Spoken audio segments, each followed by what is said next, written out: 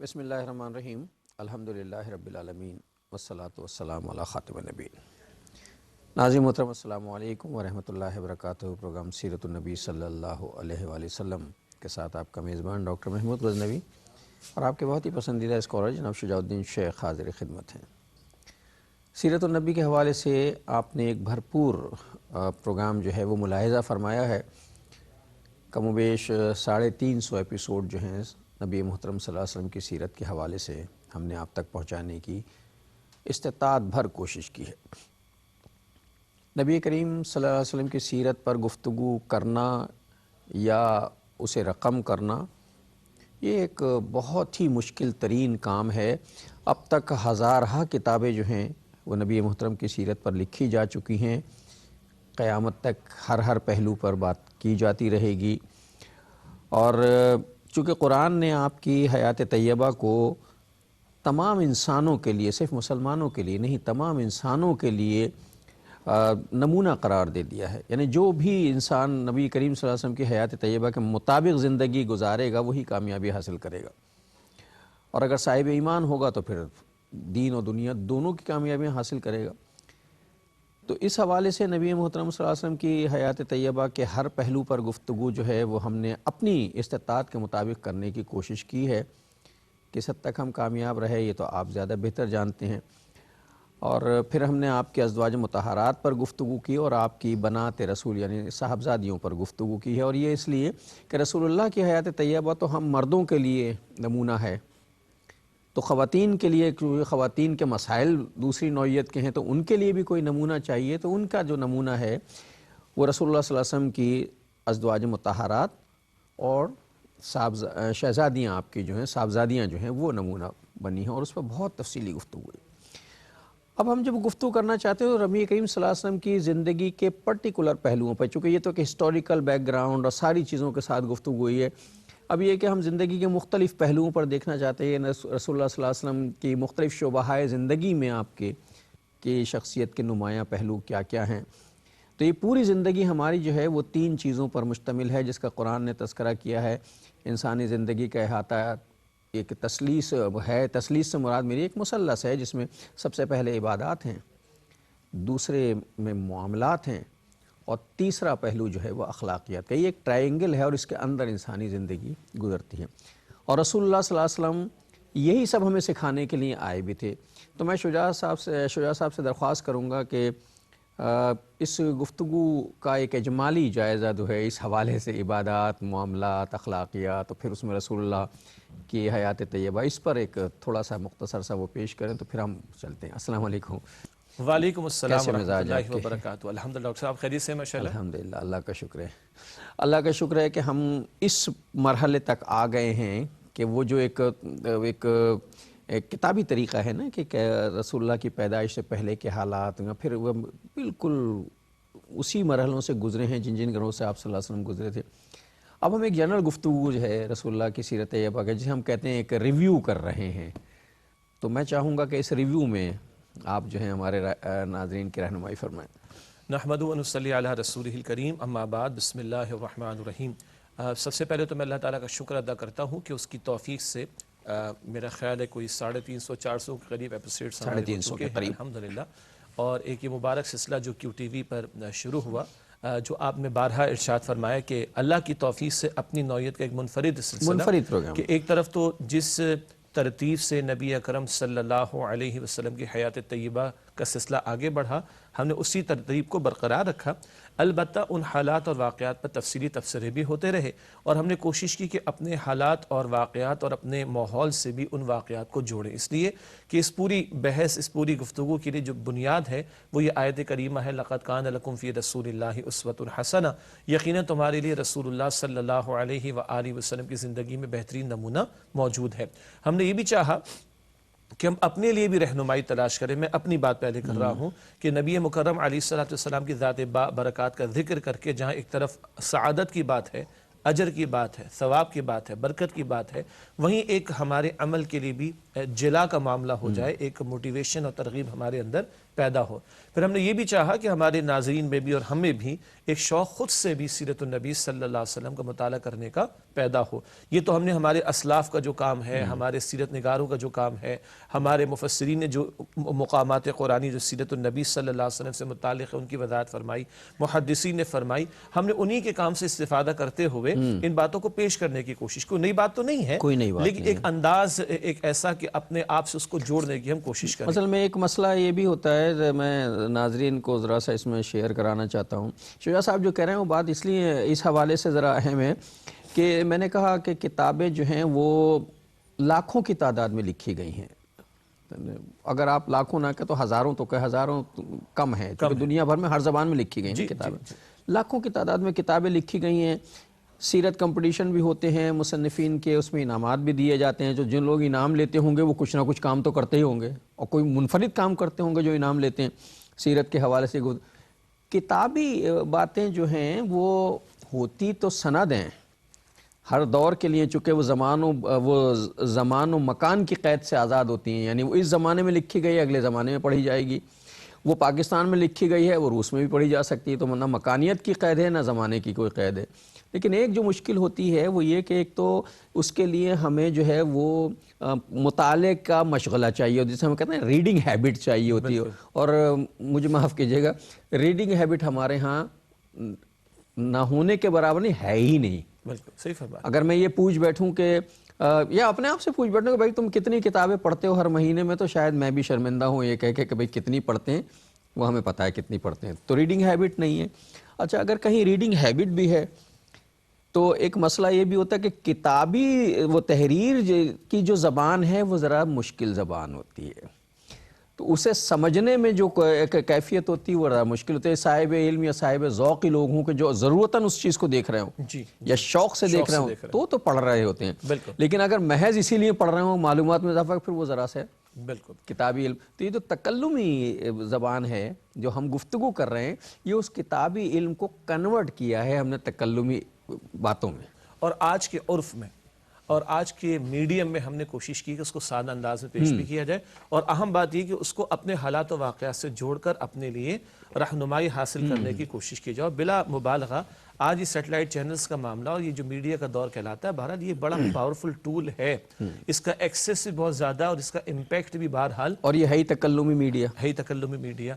تو چنانچہ اللہ کی توفیق سے کیو ٹی وی کی انتظامیہ کو بھی اللہ تعالیٰ جزائے خیر عطا فرمائے کہ ایک درجے میں ہم نے جو چاہا وہ بات پائے تکمیل کو پہنچی کہ سیرت النبی صلی اللہ علیہ وسلم کا بیان آغاز وحی سے بھی پہلے، نبی اکرم علیہ السلام کی ولادت ترتیب وار بیان سے ہو بھی گیا۔ پہلے کے حالات سے لے کر آپ علیہ السلام کے وصال کا معاملہ، پھر آپ کے گھرانے کا تذکرہ، آپ کے ازواج مطہرات کا بیان، آپ کے بیٹوں کا بیان، آپ کی صاحبزادیوں کا بیان، اس پر ایک درجے میں ہماری ترتیب کے مطابق کلام مکمل ہوا۔ گو کہ قیامت آ جائے گی، سیرت النبی علیہ السلام کا بیان بھی جاری رہے گا، اور حکمت کے نئے نئے موتی ہر دور میں ہمارے سامنے آتے چلے جائیں گے۔ اب جیسے کہ آپ نے فرمایا کہ ہمارا ارادہ یہ ہے کہ ہم کوشش کریں کہ نبی مکرم علیہ السلام کی حیات طیبہ کو مخصوص گوشوں کے اعتبار سے سمجھنے کی کوشش کریں۔ کیوں ناظرین؟ اس لیے کہ رسول اللہ صلی اللہ علیہ وسلم کے حیات طیبہ اور رسول اللہ صلی اللہ علیہ وسلم جو ہیں ان کا اعزاز یہ ہے کہ آپ رسول کامل اور انسان کامل ہیں، اور جب ہم کاملیت کی بات کرتے ہیں تو اس کا مطلب یہ کہ زندگی کے ہر گوشے میں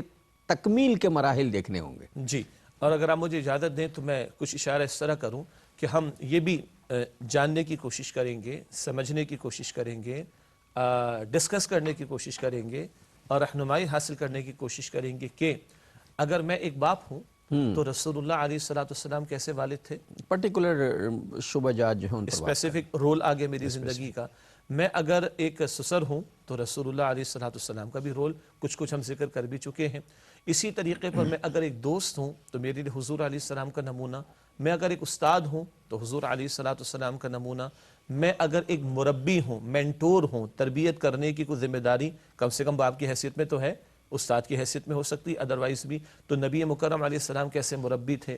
اگر میں اوریٹر ہوں، میں ایک خطیب ہوں، میں اگر ایک اسپیکر ہوں، میں اگر ایک مقرر ہوں، تو رسالت مآب صلی اللہ علیہ وسلم کیسے اوریٹر اور مقرر اور خطیب تھے۔ اگر میرے ذمے تزکیے کا عمل کرنے کا ذمہ آ گیا ہے اور تزکیہ نفس ہر مسلمان کی، ہر بندے کی ضرورت ہے، لیکن بہرحال تو مجھے دیکھنا ہوگا کہ رسول اللہ علیہ السلام خود کیسے مزکی تھے، کس طرح تزکیے کا عمل فرمایا کرتے تھے۔ میں ایک امتی ہوں، مجھے دعوت دین کا کام کرنا ہے، تو اللہ کے نبی صلی اللہ علیہ وسلم کس طرح دعوت دین کا کام کر رہے تھے۔ میں امتی ہوں اور آج امت کے کاندھوں پر دین کی سربلندی کی جد و جہد کی ذمہ داری ہے، تو رسالت مآب صلی اللہ علیہ وآلہ وسلم نے جد و جہد کیسے فرمائی۔ میں ایک تاجر ہوں تو اللہ کے نبی علیہ السلام نے، اور دنیا کے عظیم تاجر، جی، تو آپ نے تجارت کے کیا اصول مجھے سکھائے۔ میں اگر ایک جج ہوں یا مجھے گھر میں، لوگوں میں، اپنے ادارے میں جج بن کر فیصلہ کرنے کا ایک اختیار مل گیا، تو میرے حبیب صلی اللہ علیہ وسلم، میرے پیارے رسول علیہ السلام، وہ کیسے جج تھے۔ اگر میں حکمراں ہوں تو مجھے دیکھنا چاہیے کہ میرے پیغمبر صلی اللہ علیہ وآلہ وسلم کیسے حکمراں تھے۔ اگر مجھ پر کچھ مشکلات کا مسئلہ آ گیا، مصائب کا دور آ گیا، تو ایسی کیفیت میں رسالت مآب صلی اللہ علیہ وسلم کا طرز عمل کیسے تھا۔ اور ہاں، میں سب سے پہلے تو اللہ کا بندہ ہوں، تو اللہ کے پیغمبر علیہ السلام نے کس طرح بندگی کر کے دکھائی ہے۔ تو گویا جو آپ نے اس کو کلپ کیا 3 باتوں میں، کہ عبادات اور معاملات اور اخلاقیات، ان گوشوں کے حوالے سے ہم اسپیسیفکلی ایک ایک گوشے میں جا کر نبی مکرم علیہ السلام کی زندگی کے اس ایک ایک اسپیسیفک پہلو کو کوشش کریں گے کہ ہم سمجھیں اور اپنے پھر حالات اور واقعات سے جوڑنے کی کوشش کریں۔ قرآن کا موضوع خاص کیا قرآن کا بنیادی موضوع جو ہے وہ انسان ہے۔ قرآن انسان کے حد یہ ہے کہ انسان کی پیدائش سے پہلے کے معاملات، پھر اس کی پیدائش کے مراحل، پھر اس کی پیدائش، پھر اس کی زندگی کے معاملات، پھر اس کی زندگی ختم ہونے کے معاملات، اور ختم ہونے کے بعد از موت کی زندگی کے معاملات زیر بحث لاتا ہے۔ گویا ہر اعتبار سے قرآن کا اگر جائزہ لیا جائے تو اس کا بنیادی موضوع جو ہے وہ انسان ہے۔ اور جیسا کہ میں نے ابتدا میں کہا تھا کہ انسان جو ہے وہ اس کے زندگی گزارنے کے لیے جو ایک ہمارا ایک سانچہ بنا ہے، آؤٹ لائن بنی ہے، اس میں سب سے پہلی چیز جو ہے عبادات ہے، کہ انسان کا، اور عبادات کا تعلق اس بات سے ہے کہ انسان کا تصور الہ کیا ہے۔ جی، تصور الہ کیا ہے، وہ خدا کو، چونکہ ہر مذہب ملت کے ماننے والے جو ہیں ان کا تصور الہ الگ الگ ہے، قرآن ایک تصور الہ دیتا ہے، اور وہ عبادت کی بنیاد ہے یا عبادت کا مرکز ہے، جس کے گرد پھر ساری چیزیں جو ہے وہ ایک جیسے مالیکیول ہوتا ہے نا، سارے آئٹم جو ہے اپنے مالیکیول کے گرد گھومتے ہیں، تصور الہ جو ہے وہ توحید ہے۔ ایک بریک لیتے ہیں، پھر اس پر بات کرتے ہیں۔ السلام علیکم ورحمۃ اللہ وبرکاتہ، ویلکم بیک ناظرین۔ وقفے کے بعد پروگرام سیرت النبی صلی اللہ علیہ وآلہ وسلم میں آپ کا خیر مقدم ہے۔ جو بات وقفے سے پہلے ہو رہی تھی، میں شجاع صاحب کی طرف جانا چاہتا تھا، لیکن ظاہر ہے وقفہ بھی ضروری ہوتا ہے، ذرا ساری کال کر لیجئے، کہ بات یہ ہو رہی تھی کہ انسان کا تصور الہ کیا ہے۔ جب ہمارا تصور، جب ہم پوری زندگی کی بات کرتے ہیں تو اس کا مرکز جو ہے، محور جو ہے، وہ تصور الہ ہوتا ہے، چونکہ جو تصور الہ ہوتا ہے اس کے نتیجے میں جو تہذیب پروان چڑھتی ہے وہی ہماری معاشرت ہوتی ہے اور وہی ہماری زندگی ہوتی ہے۔ تو قرآن سب سے پہلے جس چیز کا تصور پیش کرتا ہے وہ تصور عبادت ہے۔ بالکل، اور اس سے ساتھ تصور الہ، تصور الہ، کانسیپٹ آف گاڈ۔ جی بالکل، بہت اہم سوال ہے، اور یہ بڑا قیمتی نقطہ ہے کہ جس فرد، گروہ، قوم کا جیسا تصور الہ ہوگا، اسی طرح کے اخلاقیات، اسی طرح کی تہذیب پروان چڑھے گی، معاملات ویسی ہوں، معاملات ویسے ہوں گے۔ ہو سکتا ہے میں ناظرین کو بات عجیب لگے کہ یہ تصور الہ کیسے الگ ہو سکتا ہے۔ دنیا کے اندر ایک سے زائد خداؤں کا تصور بھی موجود ہے، رہا ہے اور موجود ہے، ابھی بھی ہے۔ کوئی کسی بھی خدا کو نہیں مانتا، یہ معاذ اللہ تصور بھی موجود ہے۔ تو جس طرح کا تصور الہ ہوگا اسی نوعیت کی تہذیب پروان چڑھے گی۔ الہ عربی زبان کا لفظ ہے، اس کا عام ترجمہ جو معروف ہے وہ بالکل صحیح ہے، جیسے ہم کلمے کا ترجمہ کرتے ہیں کہ لا الہ الا اللہ، اللہ کے سوا کوئی الہ نہیں، اللہ کے سوا کوئی معبود نہیں۔ الہ کا مطلب معبود، تصور معبود، تصور معبود۔ البتہ جب ہم عربی لغت میں جاتے ہیں تو الہ کے بہت سارے پہلو ہمارے سامنے آتے ہیں، بڑے دلچسپ ہیں، اور ہمارے عقیدے اور ہمارے دین کی تعلیم کے مطابق ان تمام مفاہیم کا کامل اطلاق صرف اور صرف اللہ کی ذات پر ہوتا ہے۔ البتہ وہ مفاہیم کیا کیا ہے؟ نمبر 1، وہ ہستی جس سے سب سے بڑھ کر محبت کی جائے، الہ، اور انسان، اس کو الہ کہتے ہیں عربی لغت میں، اور انسان جس سے سب سے بڑھ کر محبت کرتا ہے، محنت بھی اسی کے لیے کرتا ہے۔ سوچتا بھی اسی کے بارے میں، فکر بھی اسی کی کرتا ہے، اسی کو راضی رکھنے کی کوشش کرتا ہے۔ تو نمبر 1 وہ ہستی جس سے سب سے بڑھ کر محبت کی جائے۔ نمبر 2 وہ ہستی جس کو مشکلات میں پکارا جائے، یہ سمجھا جائے کہ مشکلات کو دور کرنے والی ہستی یہ ہے۔ نمبر 3 وہ ہستی جس کے لیے سب سے بڑھ کر محنت کی جائے، وہ ہستی جس کے لیے سب سے بڑھ کر محنت کی جائے۔ اور نمبر 4 یہ معروف ہے، وہ ہستی جس کی عبادت کی جائے۔ ہم عبادت کو بھی تھوڑا کھول لیں گے۔ اچھا، جس سے سب سے بڑھ کر محبت ہوگی اسی کے لیے انسان کوششیں کرے گا، محنتیں کرے گا، فکر کرے گا، سوچ کر رکھے گا۔ قرآن کیا کہتا ہے؟ وَالَّذِينَ آمَنُوا اشد حبا للہ، سورہ البقرہ کی آیت نمبر 165 ہے۔ جو لوگ ایمان لائے ان کی شدید ترین سب سے بڑھ کر محبت اللہ کے لیے ہوتی۔ نمبر 2 وہ ہستی کہ جس کو مشکلات میں پکارا جائے یا جس کی طرف دیکھا جائے کہ یہ میری مشکلات کو دور کر سکتی ہے۔ قرآن کہتا ہے سورہ اخلاص میں قل هو اللہ احد اللہ الصمد، کہو کہ وہ اللہ اکیلا ہے، اللہ الصمد وہ بے نیاز ہے، سب اس کے محتاج ہیں، وہ کسی کا محتاج نہیں۔ ساتھ ساتھ یہ بھی سمجھ لیتے ہیں کہ صمد عربی میں قبیلے کے سردار کو بھی کہا جاتا ہے، اور صمد عربی میں بڑی چٹان کو بھی کہا جاتا ہے۔ ایک ڈوبنے والا اگر چٹان تک پہنچ جائے تو بچ جاتا ہے، جاں بخشی ہو گئی، اور قبیلے کے افراد قبیلے کے سردار کے پاس جاتے ہیں اپنی حاجات کے لیے، وہ کسی کے پاس نہیں جاتا۔ تو الصمد اللہ ہے پراپر ناؤن کے ساتھ، الصمد اللہ ہے، سب اس کے محتاج ہیں، وہ کسی کا محتاج نہیں ہے۔ اور وہ قرآن میں کہتا بھی ہے الیس اللہ بکاف عبدہ، کیا اللہ اپنے بندے کے لیے کافی نہیں؟ کافی ہے۔ تو کیا تمہیں کسی اور کی طرف نگاہ اٹھانے کی، امیدیں رکھنے کی ضرورت ہے؟ نہ، اللہ کے نبی علیہ السلام سکھا رہے ان اللہ معنا، ان اللہ معنا، بے شک اللہ تعالی ہمارے ساتھ ہے۔ غار ثور کا واقعہ، اور ہر نماز کے بعد کی دعا اللہم لا مانع لما اعطیت ولا معطی لما منعت ولا ينفع ذا الجد منک الجد، اے اللہ جو تو دینا چاہے کوئی روک نہیں سکتا، جو تو نہ دینا چاہے کوئی دلوا نہیں سکتا، اور تیرے اختیار کے مقابلے میں کسی کا اختیار کام آنے والا نہیں ہے۔ تو دوسرا وہ ہستی الہ کا مفہوم جس کی طرح مشقتوں میں، مشکلات میں، مصائب میں رجوع کیا جائے۔ تیسرا یہ مفہوم الہ کا عربی میں جس کے لیے سب سے بڑھ کر محنت کی جائے۔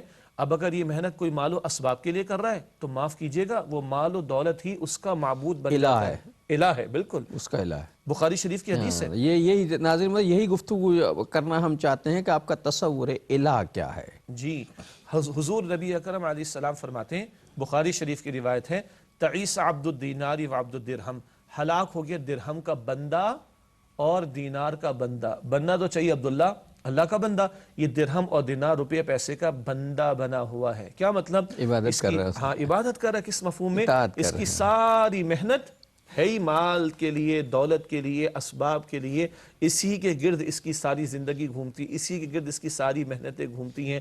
اس نے مال ہی کا بت بنا کر اس کی پوجا پاٹ شروع کر رکھی ہے۔ جبکہ الہ کا مفہوم میں تیسرا یہ عرض کر رہا تھا، وہ ہستی کی جس کے لیے سب سے بڑھ کر محنت کی جائے۔ قرآن حکیم میں مشہور آیت ہے، اللہ کے پیغمبر صلی اللہ علیہ وسلم سے بھی کہلوایا گیا، سورۃ الانعام کی آیت نمبر 162 میں، جو قربانی کے موقع پر بھی ہم پڑھتے ہیں، قل ان صلاتی و نسکی ونسکی ومحیای ومماتی للہ رب العالمین۔ اے نبی صلی اللہ علیہ وسلم فرما دیجئے بے شک میری نماز اور میری قربانی اور میرا جینا اور میرا مرنا سب اللہ کے لیے ہے جو تمام جہانوں کا رب ہے۔ مجھے یاد آ رہا ہے واقعہ طائف، جب سب کچھ بیت گیا اس کے بعد حضور نے دعا فرمائی، دعائے مستضعفین۔ جی، اس پر ہم تفصیلی بات کر چکے ہیں۔ جی، اور حضور کیا عرض کر رہے ہیں، یا اللہ یہ سب کچھ ہو تو گیا، اگر تو مجھ سے ناراض نہیں فلا ابالی، تو مجھے کسی کی کوئی پرواہ نہیں ہے، مقصود و مطلوب تو تیری رضا ہے، ساری محنتوں کا حاصل کیا ہو، تو راضی ہو جائے۔ تو تیسرا مفہوم وہ ہستی جس کے لیے سب سے بڑھ کر محنت کی جائے، تو پہلا محبت کا پہلو، دوسرا لپکنے کا پہلو، یہ بڑا اچھا لفظ زبان پر اللہ کی توفیق سے آگے، لپکنا مشقتوں میں، مشکلات میں، مصائب میں۔ تیسرا سب سے بڑھ کر جس کے لیے محنت کی جائے وہ الہ ہے۔ اور چوتھا جو معروف ہے کہ الہ وہ جس کو ہم معبود کہتے ہیں، جس کے سامنے ہم جھکتے ہیں، جھکتے ہیں۔ البتہ اس پر بھی کلام کرنے کی ضرورت ہے کہ یہ جھکنا کتنا ہونا چاہیے۔ ناظرین محترم، اب یہ بات سے بات نکلتی ہے، جیسے وہ کہ جس کے آگے ہم جھکتے ہیں، وہ زبان سے نکل گئی ہے ایک بات۔ جھکنا انسان کی فطرت خاصہ ہے۔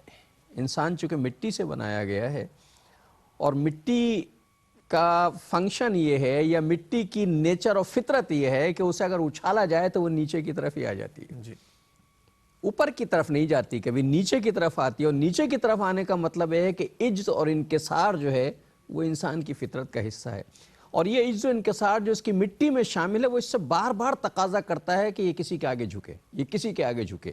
بس اس کی اس فطرت کو کنٹرول کرنا ہے کہ جھکنا اس کی فطرت ہے، لیکن کس کے آگے جھکنا ہے. جی. اور انسان کا شرف، عزت، تکریم، بلندی اس بات میں ہے کہ وہ سب سے بڑے کے سامنے جھکے، جی جو کہ خالق بھی ہے اور معبود حقیقی بھی وہ ہے. ورنہ اگر اپنی جیسی کسی مخلوق کے سامنے جھک رہا ہے انسان تو وہ اپنی تذلیل کر رہا ہے، ایگزیکٹلی. وہ خود اپنی ذلت کا سامان کر رہا ہے. اس لیے دو اعتبارات سے دیکھیے، ہر اذان میں، ہر اقامت میں، ہر نماز میں سب سے زیادہ ہمیں کیا دہرانے کو کہا گیا؟ اللہ اکبر، اللہ اکبر. یہ اللہ کی بڑائی کو تسلیم کر لینا اور اس کی بڑائی کو مان کر اس کے سامنے جھک جانا، یہی انسان کا شرف اور عزت ہے. رہا یہ جو آپ نے بڑی خوبصورت بات بیان فرمائی، اس مٹی کا جو فنکشن ہے بیسک، یا اس کی نیچر یہ ہے کہ اس میں جھکاؤ کا عنصر موجود ہے. کتنی اوپر اچھالے نیچے ہی آتی نیچے ہی آئے جی. گی. اسی لیے حدیث شریف میں آتا ہے، اللہ کے پیغمبر صلی اللہ علیہ وسلم نے فرمایا، بندہ سب سے زیادہ اللہ کے قریب کب ہوتا ہے؟ سجدے کی حالت میں. اس سے زیادہ جھکنا اس ممکن نہیں ہے. تو سب سے زیادہ بندہ جو اللہ کے قریب ہوتا ہے وہ سجدے کی حالت میں ہوتا ہے. ڈاکٹر صاحب بات یہ چلی تھی کہ چار مفاہیم میں نے آپ کے سامنے رکھنا چاہے ہم سب کے سمجھنے کے لیے. محبت کا عنصر، اور لپکنے کا عنصر مشقت و مشکلات میں، اور محنت کرنے کا عنصر، اور مفہوم، اور معبود ماننے کا مفہوم.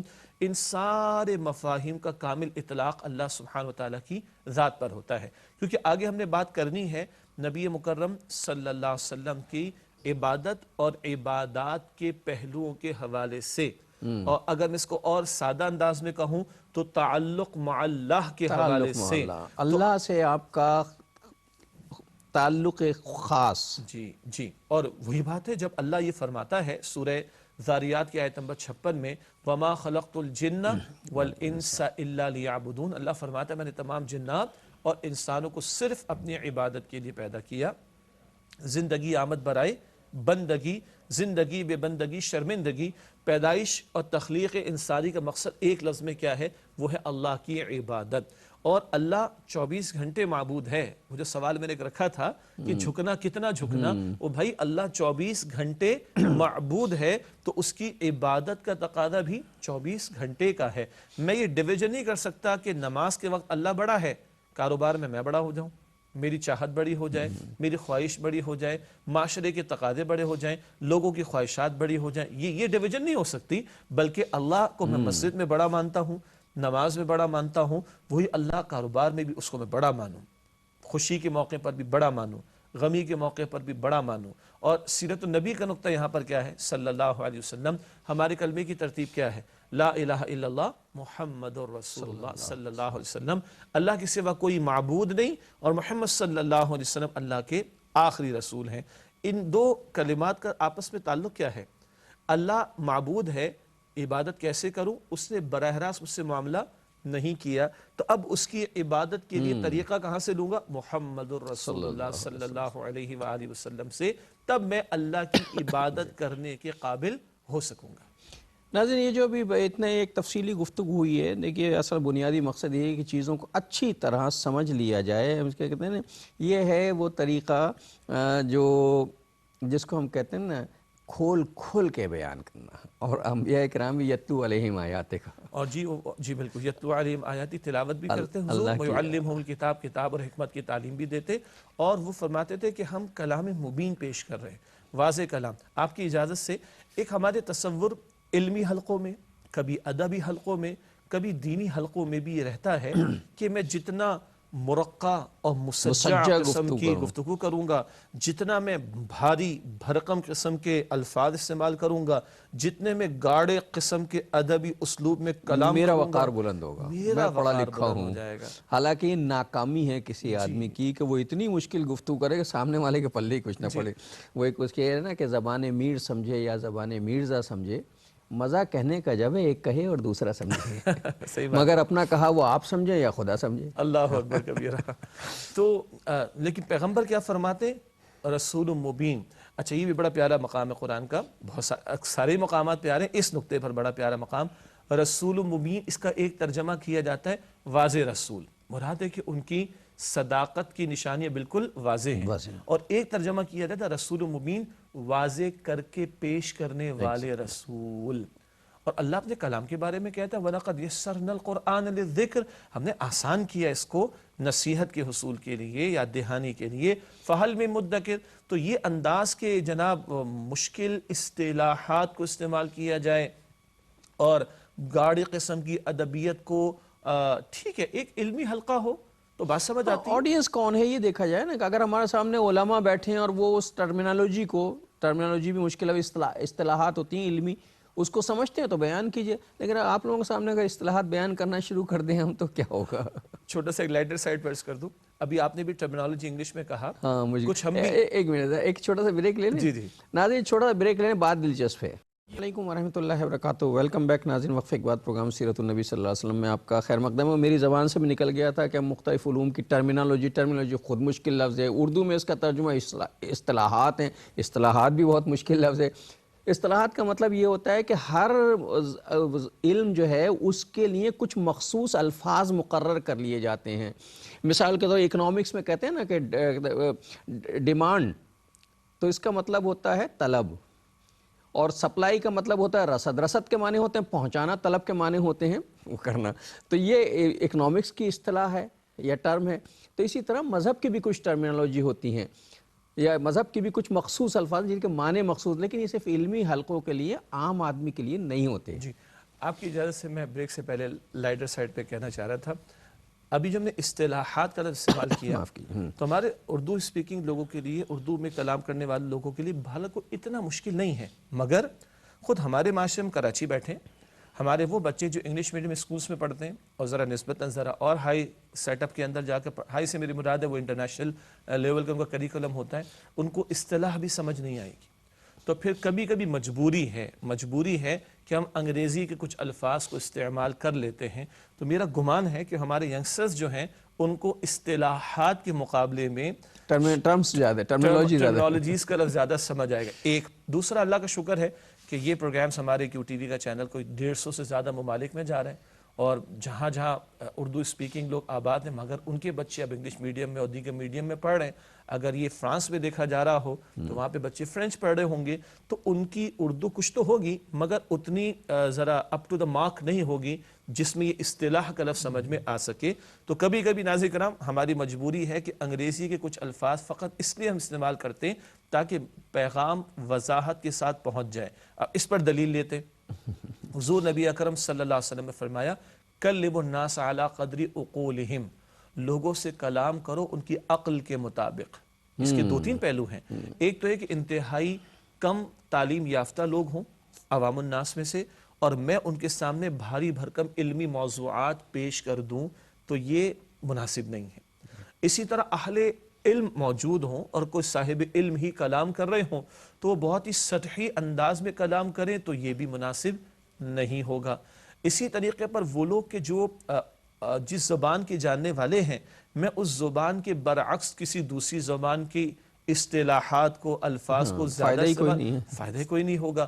اسی طرح میں ایسے طبقات کے درمیان کلام کر رہا ہوں جو مالی اعتبار سے بہت کمزور ہوں اور میں انفاق کے بڑے بڑے لمبے چوڑے خطابات اور دروس ان کے سامنے پیش کروں تو یہ بھی مناسب نہیں۔ لوگوں کی ذہنی استطاعت، علمی سطح، معاشی پہلو، معاشرتی تقاضوں کے مطابق یہ رسول اللہ کا طریقہ ہے۔ بالکل، اور یہ سیرت کا ہی بیان ہو رہا ہے۔ ہاں، یہ رسول اللہ کا طریقہ ہے کہ ایک آدمی نے آ کے پوچھا حضور فرمائیے کہ بہترین اسلام کیا؟ آپ نے فرمایا سلام کرو اور کھانا کھلاؤ۔ جی ابھی اس کی ذہنی سطح ہے، دوسرے نے جب یہی سوال کیا تو اسے جواب کچھ اور ملا ہے، اس کی ذہنی سطح کچھ اور ہے۔ ایک صحابی کہتے ہیں یا رسول اللہ صلی اللہ علیہ وسلم وصیت فرمائی، آپ نے فرمایا کہ لا تغضب، غصہ مت کرو، پھر اس کی وصیت فرمائی، آپ نے فرمایا غصہ مت کرو، پھر اس کی وصیت فرمائی، آپ نے فرمایا غصہ مت کرو۔ اب اس کا یہ مطلب تھوڑی کہ وصیت ایک ہی بات کی جائے گی، نہ حضور محسوس کر رہے تھے صلی اللہ علیہ وسلم اس شخص کی اخلاقی روحانی ترقی میں اس کا غصہ رکاوٹ بن رہا ہے، یہ خاصا غصیلا آدمی ہے۔ ہاں، تو اس کو ترغیب دلائی جا رہی ہے کہ تم غصے کو چھوڑو تو تمہاری روحانی اخلاقی ترقی بڑھتی چلی جائے گی۔ یہ ہے لوگوں کے فہم کے مطابق کلام کرنا. تو یہ جو بھی آپ نے بیان فرمایا کہ کھول کھول کر، تو سچی بات یہ ہے وضاحت بھی ہونی چاہیے، سادہ انداز میں ہونی چاہیے، جو اللہ نے ہمیں توفیق دی ہے، جو اللہ نے ہمیں استطاعت عطا فرمائی. ہم طالب علم ادنا دین کے سچی سی بات یہ ہے. لیکن رسول مبین کے الفاظ میں عرض کر رہا تھا، تو ایک واضح رسول آ گئے اور ایک واضح کر کے پیش کرنے والے رسول آ گئے. تو یہ انداز کے مشکل قسم کے انداز ہو، مشکل قسم کا اسلوب ہو اور مشکل الفاظ اور اصطلاحات اور ٹرمینالوجیز استعمال کی جائیں، یہ کوئی تقاضا نہیں ہے لوگوں تک دین اصل کو بات پیش کرنے. پہنچانی ہے. اصل بات پہنچانی. یہ جو مشکل اسلوب ابھی شجاع صاحب نے کہا نا، اسلوب کے معنی ہوتے ہیں طریقہ، انداز، جی. ادا. اچھا بہرحال تو بات جو ہے وہ جھکنے سے شروع ہوئی تھی، اور پھر جھکنے کا کہ کس کے آگے جھکا جائے گا اور جھکنا کتنی بڑی عبادت ہے، اس کا اندازہ جو ہے وہ قرآن حکیم پڑھ کر اندازہ ہوتا ہے کہ جو بہت صاحب علم تھا، صرف وہ راندہ درگاہ اس لیے ہوا کہ وہ جھکا نہیں تھا. اللہ اکبر کبیر. کون؟ شیطان، ابلیس لعین. اور بڑا عبادت گزار تھا پہلے، عزازیل اس کا نام تھا. عزازیل اس کا نام تھا. صاحب علم بھی تھا، صاحب عمل بھی تھا، صاحب عبادت بھی تھا. لیکن اندر کچھ آ گیا اور اللہ کے واضح حکم کے سامنے اس نے اپنی عقل کو پیرالل لا کے کھڑا کرنے کی کوشش کی. یہ بڑا اہم واقعہ ہے.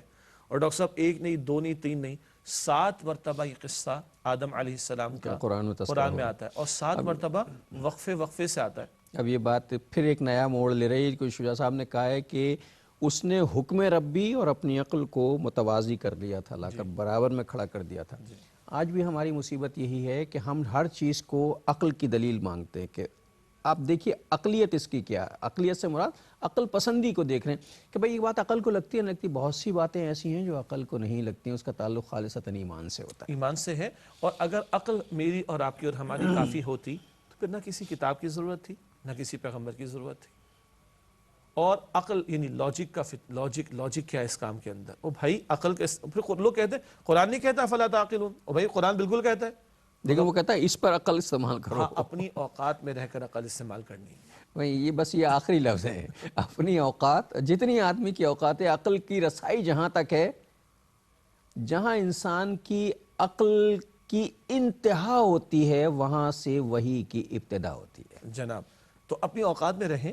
شیطان نے عقل استعمال کی ہے اور بڑی زبردست اپیرنٹلی لاجک لے کر آیا. بظاہر اس کے جوابات علماء نے دیے، مگر غلط جگہ لے کر آیا. اللہ کا حکم آ گیا نا، جھک.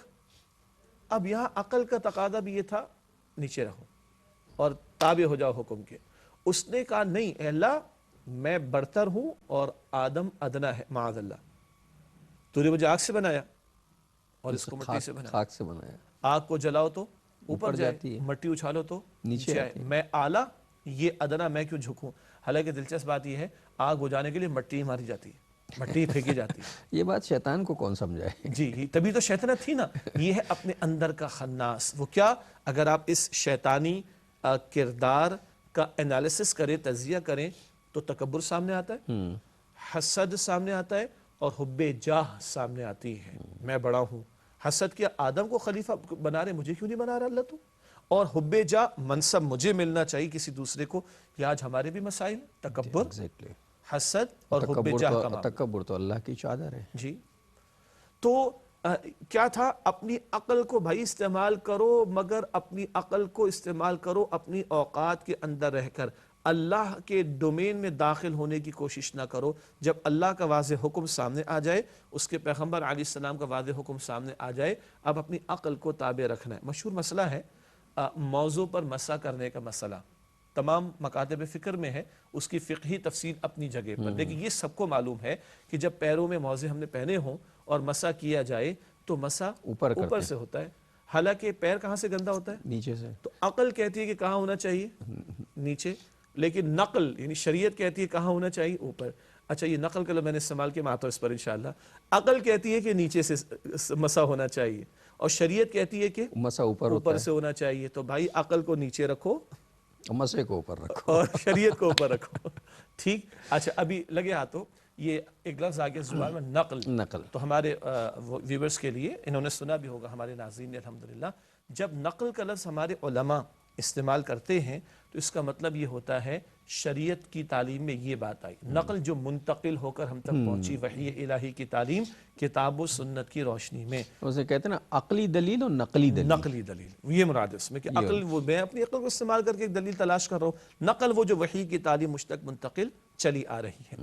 تو بہرحال بات یہ چلی تھی کہ معبود برحق وہ اللہ سبحانہ وتعالی، اور آپ نے جملہ پیش کیا تھا وہ یہ تھا کہ جس طرح کا تصور الہ ہوگا تہذیب اسی طرح کی اس کا پروان چڑھتی، اسی طرح پروان چڑھتی. اب سوچیے اگر ایک معاشرے میں تصور الہ یہ ہو کہ مال سب سے بڑی شے ہے نا، ایک معاشرے میں ہے نا یہ تصور اور اسی کی ہم نے سب کچھ کر دی ہے، پوجا، اسے ہم کیپٹلزم کہتے ہیں نا اسے. جی تو اب آپ سوچیے وہاں کیسا تصور آئے. نہیں تو اس کا تصور ہی، اس کی تہذیب ہی ہے نا. پھر جب بہت مال جمع ہوتا ہے تو پھر مقصد زندگی ختم ہو جاتا ہے، پھر آدمی خودکشی کر لیتا ہے. جی اور یہ بڑے بڑے مشہور واقعات ہیں، بڑے بڑے انٹرنیشنلی رینونڈ میڈیا چینلز کے ایک دو مالکان، بڑی بڑی کارپوریٹ سیکٹر کی بڑی بڑی کمپنیز کے کچھ لوگ، اور انہوں نے اپنے آپ کو مارا، خودکشی کی، اس کے بعد چٹ لکھی. اندازہ کیجئے nothing more to be achieved in the life، کچھ اور تو اب رہ نہیں گیا زندگی میں حاصل کرنے کے لیے، so there is no more purpose of life، تو اب کوئی زندگی کا مقصد تو رہا نہیں، اور اس کے بعد اس نے اپنے آپ کو گولی مار لی. مقصد حیات ہے. آپ تو واقف ہوں گے ٹرنر فیملی، جی اس کا ایک بڑا تھا، اس نے اپنے آپ کو گولی ماری اور یہ چٹ چھوڑ کر گیا ہے. اللہ کے بندے، یہ تیرا مقصد حیات بس یہ دولت کما لینا تھا. مسئلہ اسے ہم نے کہا نا کہ تہذیب کب تو اس وقت پروان چڑھے گی زندگی جب یہ بات طے ہوگی کہ آپ کا تصور الہ کیا ہے، خدا آپ سے کون ہے آپ کا. جی جی اگر مال خدا ہے تو مال حاصل ہونے کے بعد خودکشی ہے، اور اگر خدا جو ہے وہ واحد ہے کوئی، تو پھر اس تک پہنچنے کا طریقہ جو ہے وہ تصور حیات ہے. بہرحال ناظرین محترم، آج بات شروع ہوئی ہے، بہت دور تک جانی ہے اور مزہ بھی آ رہا ہے گفتگو کرنے، لیکن وقت ختم ہو گیا. انشاءاللہ اگلا پروگرام جب کریں گے تو یہیں سے بات شروع کریں گے. تو میں چاہتا ہوں کہ شجاع صاحب آج کی حدیث جو ہے وہ ہدیہ کر دیں، پھر ہم آپ سے رخصت ہوتے ہیں. نبی اکرم صلی اللہ علیہ وآلہ وسلم نے ارشاد فرمایا، ان الدنیا خلقت لکم وانتم خلقتم للآخرہ، بے شک دنیا تمہارے لیے بنائی گئی ہے مگر تمہیں آخرت کے لیے بنایا گیا ہے. اور ناظرین اس کے ساتھ ہی ہمارے آج کا پروگرام ختم ہو رہا ہے. جناب شہزاد الدین شیخ اور اپنے میزبان ڈاکٹر محمود غزنوی کو اگلے پروگرام تک کے لیے اجازت دیجیے. اللہ نگہبان، والسلام.